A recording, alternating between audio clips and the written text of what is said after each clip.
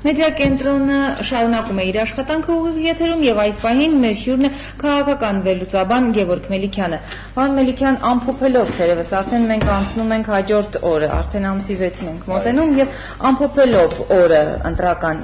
ինչ գնահատական կտակ ընտրությունների ընթացքին։ Չգիտեմ ինչ ստանդարտի վրա պետք է գնահատել, որ հասկանանք թե ինչպես փորձենք գնահատել ընդհանուր առումով։ Ինչ կարող եմ ասել։ Նախ սկսեմ նրանից, որ մենք մեր կազմակերպությունը, որը որ անցկացրեց դիտորդական առաքելություն, այցելեց 47 ընտրատեղամաս եւ ընդհանուր թվով ուներ 85 դիտորդ, որը բավականին հետաքրքիր եւ օպտիմալ ինչ-որ մի թիվ էր հասկանալու ընդհանուր պատկերը։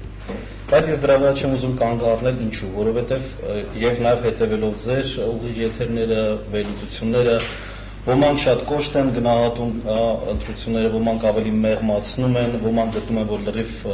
կեղծված է, ոմանք գտնում են, որ կային որոշակի խախտումներ, բայց դրանք չեն կարող ազդել ընդհանուր պատկերի վրա։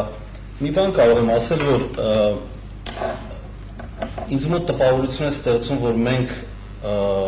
ինքներս մեր դեմ ենք գործում։ Մենք հասարակությունը նկատի բոլորս առանց բաժանելու թե ով որ դաշտում է, ով որ ճամբարում է գտնվում։ Ընտրությունը ժողովրդավարության համար լավագույն գործիքն է, որպեսզի լինի երկխոսություն քաղաքական էլիտայի եւ քաղաքացիական հասարակության։ Այդ երկխոսությունը չի կանում արդեն տարիներ շարունակ։ Անընդհատ կա մոնոլոգ, կա մենախոսություն անընդհատ, կա մենախոսություն իշխանության կողմից։ Եվ ցավալի է, որ մենք տեսնում ենք, որ անընդհատ եւ անընդհատ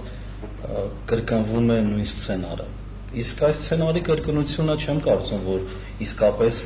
օգուտ է բերում ժողովրդավարությանը։ Ժողովրդավարությունը նուրբ բան է եւ ժողովրդավարության հետ պետք է վերաբերվել նուրբ, իսկ մենք անում ենք ճիշտ հակառակը։ Տպավորությունը, որ կարելի է ընդհանրապես ընտրությունները հանել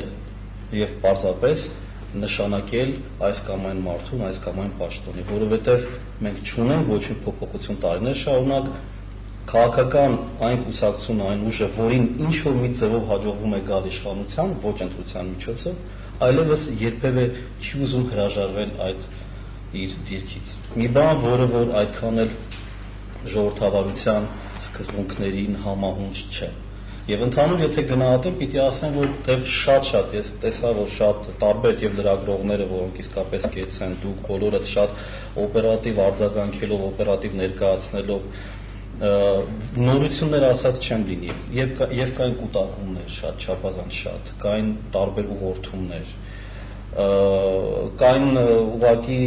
ընդհարումներ, տարբեր վստահված անձանց միջև, կային ինձ համար շատ տարօրինակ էր կամ ավելի շուտ հասկանալի էր այս անգամ մեծաքանակ տեղական դիտորդների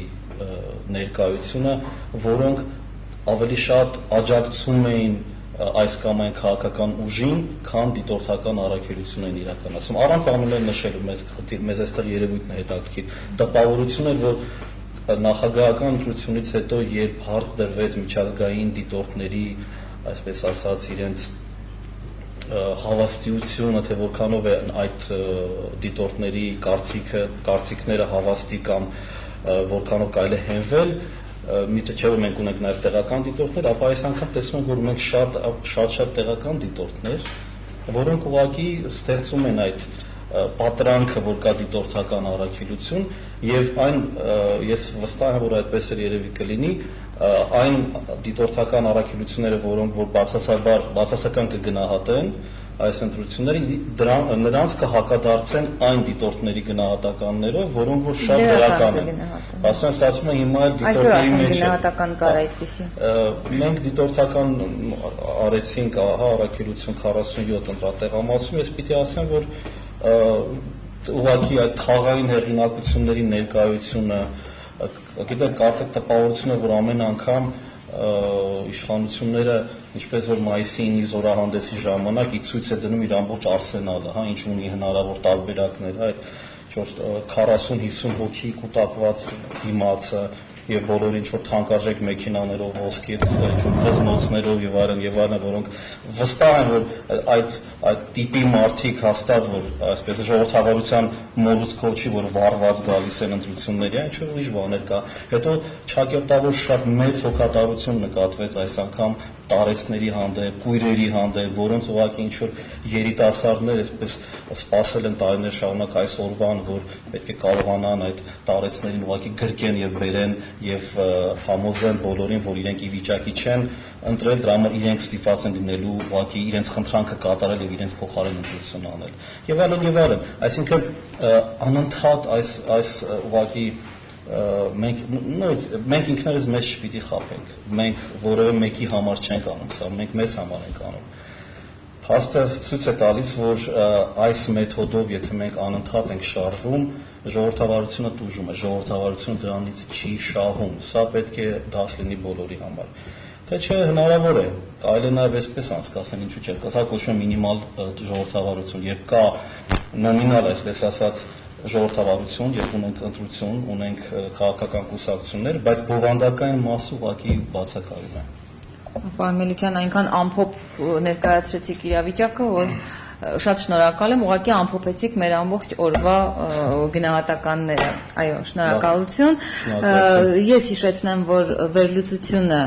քաղաքական վերլուծաբան Գևորգ Մելիքյանինն էր, եւ մենք էլ այսօր ամփոփելով մեր աշխատանքային լարված օրը հիշեցնենք, որ քաղաքապետի ընտրությունների քվեարկության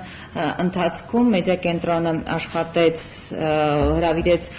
տաղավար հասարակական կազմակերպությունների ներկայացուցիչների, քաղաքագետների, դիտորդական առաքելություն իրականացնողների, քաղաքագետների, քաղաքական գործիչների, իրավաբանների եւ իրավապահների, ինչպես նաեւ իրավապաշտպան կազմակերպությունների ներկայացուցիչների թվով 22 մարդու։ Այս պահի դրությամբ ամփոփելով մեր աշխատանքը ուղղակի տեղեկացնեմ, որ աչքաբաց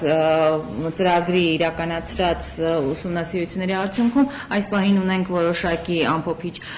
տեղեկություններ։ Առաքելություն կուսակցությունը հավաքել է 0.97%, ըստ դիտարկված տեղամասերի առայժմ ամփոփած արդյունքների, Բարգավաճ Հայաստան կուսակցությունը 18.28%, Բարև Երևան կուսակցությունների դաշինքը 7.61%, Հայ ազգային կոնգրես կուսակցությունը 4.3%, Հայ հեղափոխական դաշնակցությունը 4%, Հանրապետական կուսակցությունը 62.44%, իսկ Օրինաց երկիր կուսակցությունը 2.67%։